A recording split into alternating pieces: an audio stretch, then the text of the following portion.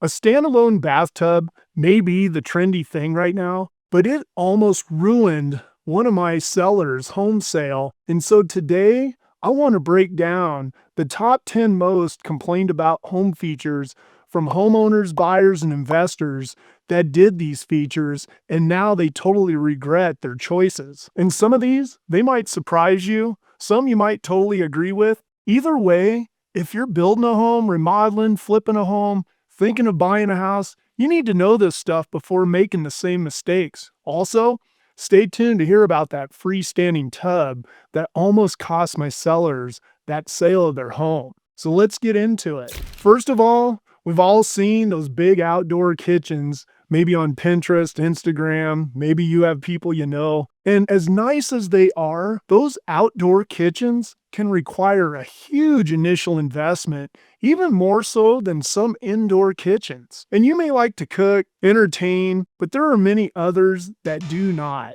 And if this is for you, then go ahead and do it. But as far as a resale, I can say that a lot of people may not be as excited as you are about it. Also, if you live in an area where the weather isn't as nice for a long period of time, you really limit your chances of using this. And also, the weather elements can also have an effect on those appliances too. In these outdoor kitchens, I kind of lump them in with going way overboard on landscaping, as others do not want all that maintenance, and also they want room for the kids, as they would rather have that space in the yard for them and not so much a kitchen layout. And it also seems with working with buyers in today's market, they really want simple, not a whole lot of maintenance. So I just stay away from this on my renovations. As for landscaping, for a fix and flip, or just getting a home ready for resale, the ROI or return on investment just isn't there on this one. Now the next one on the list are those open floor plans. And they aren't really for everyone. And I know for the last few years especially, open floor plans have really been the go-to thing. But here lately, I don't know if I want to say as much. And I'll have to admit, I do a lot of this on my renovations and you still see it everywhere. But more and more homeowners say that they regret it after they have it. And here is why. The number one thing on when I polled people from my audience, they said it was a noise factor. Someone might be in the kitchen banging around. Someone might be watching TV. Well, someone's on a work call. It's just pure chaos for people, as they said in the poll, and they feel there's no separation. Sometimes people just want a quiet, closed-off space. And sure, that open concept, it does look nice, but when you're actually living in it, that could be a different story. And I get it.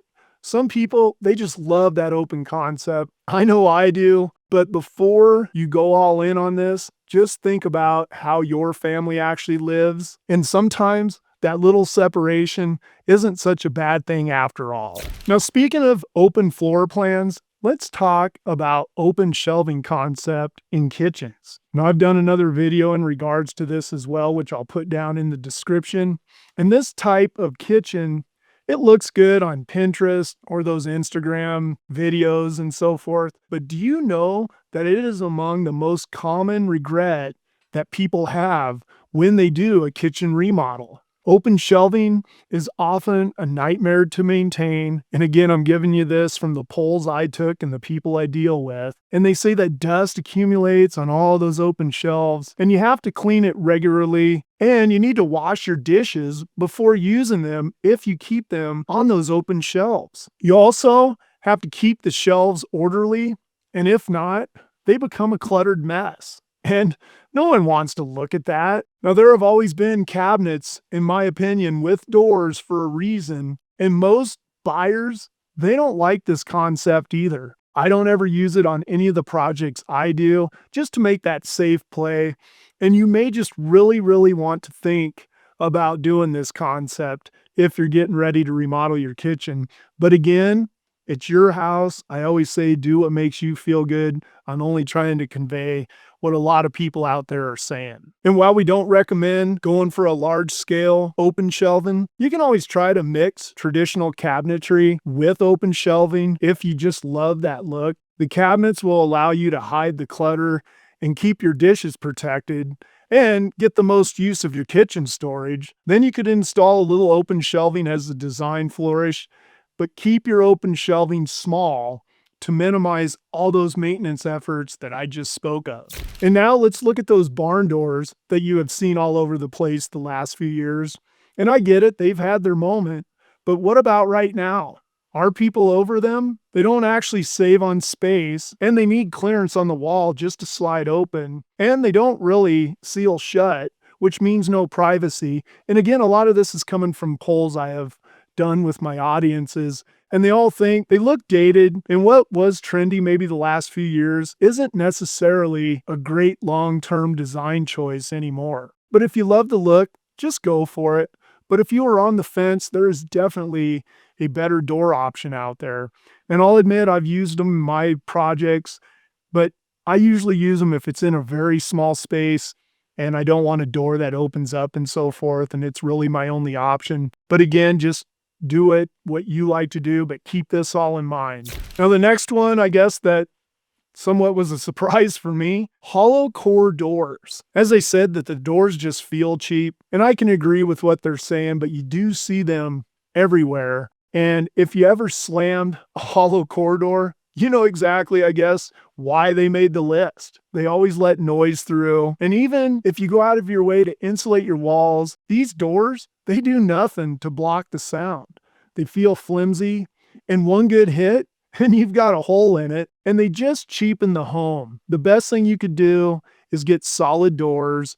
They're a little more money, but they make a place feel more high-end, even if everything else is just builder grade. And if you're building a home, you should go solid core right away for those main areas such as bedrooms, bathrooms, offices. And those hollow core doors, they are great for closets, but for anywhere people will actually hear through, just go and spend that extra money. It's well worth it. Now, the next thing on the list that a lot of people think about doing, even myself when I'm renovating homes, converting that garage into additional living space. And I just want to say, converting a garage into an additional living space, it may seem like a practical way to maximize square footage. However, removing or repurposing a garage can actually have a negative impact on the home's value. It can also limit the functionality and convenience that many home buyers are looking for. And most buyers, especially in those colder regions, they want a place to park their car, and they even want additional storage space. And I have considered this, like I said, on many renovations, many times to just get that additional square footage. But I ended up keeping that garage, and I believe it's been, again, a safe choice for me. And also when I deal with clients buying, even selling their homes, the comments are mixed on this. So again, keep this in mind. But again, I stress to you, do what you want to do, as it's your place and you have to enjoy it as well. Now, the next one on the list is that microwave over the stove. Now, this one surprised me too, that it just was a pure no for a lot of people. And a microwave over the stove is one of those things you see that builders do a lot because, it's easy. But what about homeowners?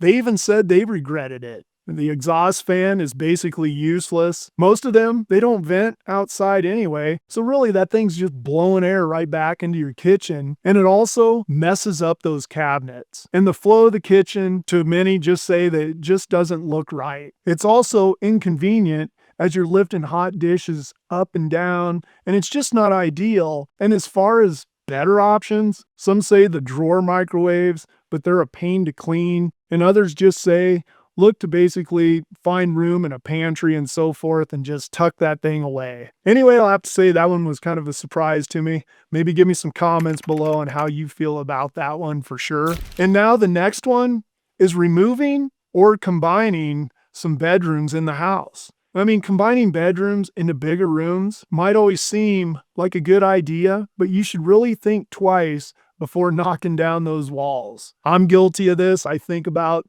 larger rooms and opening things up all the time. But while an open floor plan, again, seems desirable, reducing the number of bedrooms can significantly decrease the value of your home. Bedrooms are valuable assets. They provide private space for family members, or they can be repurposed as a guest room, or for some, a home office. And reducing the number of bedrooms limits that potential buyer pool and may devalue your property. For example, a 4-bedroom home converted to a 3-bedroom with walk-in closets may appeal to fewer buyers with larger families or those who really value that extra space. Now here we are at that freestanding tub I talked about earlier. And first off, I know those freestanding tubs, they look amazing. Like I said, they're all over Pinterest and Instagram. But here is a story on some clients of mine that actually installed a freestanding tub, and it almost cost them the sale of their home. And really what they did, they thought the freestanding tub was the thing, but they also took the shower out, leaving the tub the only thing in the main bathroom in the house. So when people came to look at the property, everybody in their comments were talking about how they would really like to have a shower. And so we had to take that home off of the market and have them completely pull that tub out and put in a tub with a shower as the home used to have. And guess what? That home sold a few weeks later, but it also cost them quite a bit of money due to the fact of the renovation they did prior and having to go back and redo this. So just if you're thinking of that one, you'll want to keep that one in mind. Now back to the freestanding tubs overall. Ask homeowners who have had them. They'll tell you those freestanding tubs, they're a pain. I mean, they are hard to clean. You have to wipe around and underneath them constantly. And most people, they don't actually use them. They just sit there. They collect dust, but if you're dead set on one, just go for it. But just know that that freestanding tub might be more for looks than functionality. Now, another thing people do that they regret is installing a swimming pool. Yes, while swimming pools may seem like a luxurious addition, it can be a risky investment. It may add a little value depending on what area you're located, but you have to think about the insurance, the premiums get higher, and just the potential risk of having that pool in general. And many potential buyers, they consider the maintenance cost, the safety concerns, and just personal preferences when they evaluate a home with a pool. And additionally, a pool may be less appealing or practical in those areas with cooler climates and those shorter summers. And I can attest to that as out here in Colorado, pools have a very short season, and my neighbors next door to me, I can count on one hand usually how often they're going to use that pool every summer. And not only can the installation and that upkeep of a pool be expensive, but it can also limit your potential buyer pool, as some may see it as an additional expense or just a flat out potential safety hazard for families with young children. And again, just telling you what others say. And if you feel like it's something good for you and your family, then just go out and do it and enjoy it. So I'd like to know what you guys all think. Do you agree with this list? Or is there something here that you actually love about it? I'd really like to hear below, so drop me some comments. And also, please share this video with anybody you think could benefit from it. And also, stay tuned for this next video coming up next.